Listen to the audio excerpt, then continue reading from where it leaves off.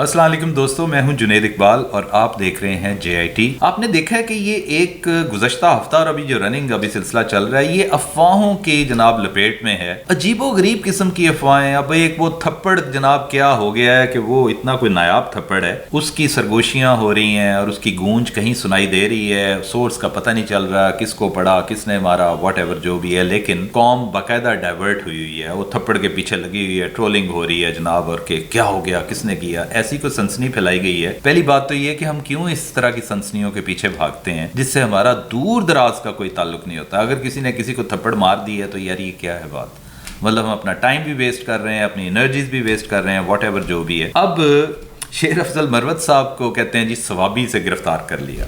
वो बेचारा अपने ट्विटर पे कह रहा है कि भाई इस तरह की खबरों की तस्दीक कर लिया करें, फेसबुक से मेरे से पूछ लिया करें, ट्विटर से पूछ लिया करें, मेरा ट्विटर अकाउंट भी है। आज सुबह एक खबर आई कि जनाब आदिल राजा साहब को लंदन से गिरफ्तार कर लिया गया। उससे पहले आदिल राजा की कोई 5 मिनट पहले की भी एक ट्वीट थी इसी हवाले से। तो ये क्या हो रहा है सारा कुछ। और कल परसों तरसों 2-3 रोज से हमारे DGI और आर्मी चीफ के मबैन कोई एक अजीबो गरीब सी दरफुंतनियां छोड़ी जा रही हैं। जरा गौर करें इसके पीछे कौन है, कौन चाहता है कि इस तरह की चीजों को एक केओटिक सी सिचुएशन यहाँ पे मुसल्लत करके तो हमें आपस में उलझा दिया जाए कि हम जनाब इसी तरह की चीजों के पीछे भागते रहें। भाई मत पड़ें ऐसी चीजों के पीछे, कोई फ़ायदा नहीं होना। बहुत सालों साल पहले की बात है कि 5th जनरेशन वॉरफेयर और हाइब्रिड वॉरफेयर के बारे में तस्करा होता रहा है। उस वक्त लोग इसको बड़ा मजाक से लेते थे। ये क्या बात है, एक नई चीज़ किसी ने छोड़ दी है जी, 5th जनरेशन वॉरफेयर। आपने देखा है कि ये कोई 6 महीने साल में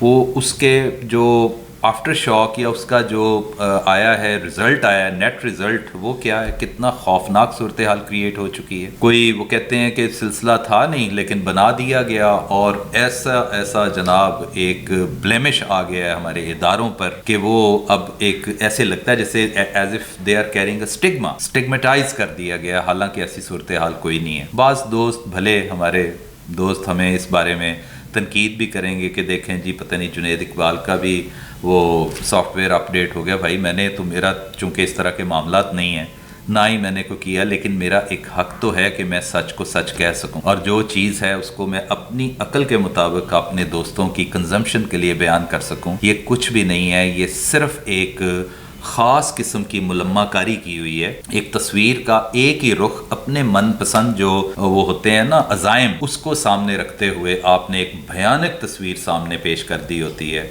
और हमारी अवाम चूँकि मासूम है, बहुत सारे लोग उसके पीछे उसकी तकलीद में अंधाधुंध पड़ जाते हैं।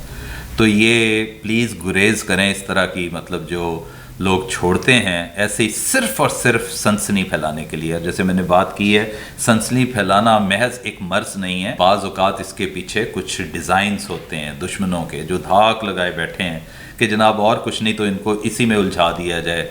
वो फ्रेंड है तो वो फ़ो है, हालांकि वो फ्रेंड होता है, तो ऐसे ही उसको फ़ो बना दिया, दुश्मन बना दिया जाता है।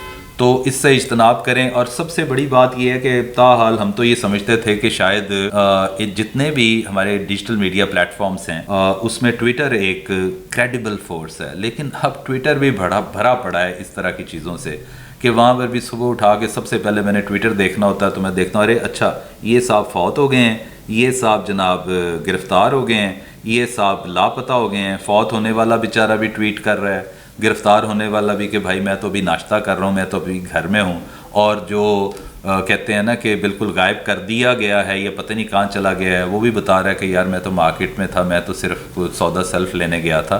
तो इस तरह की चीज़ें हो रही हैं, तो हमें, मेरा ख्याल है, we have to watch our steps. ये एक छोटा सा पैगाम था जो मैंने आपको देना था कि इन चीज़ों के पीछे मत दौड़ें, मत पड़ें, इसका कोई फ़ायदा नहीं होना। आपका बहुत बहुत शुक्रिया।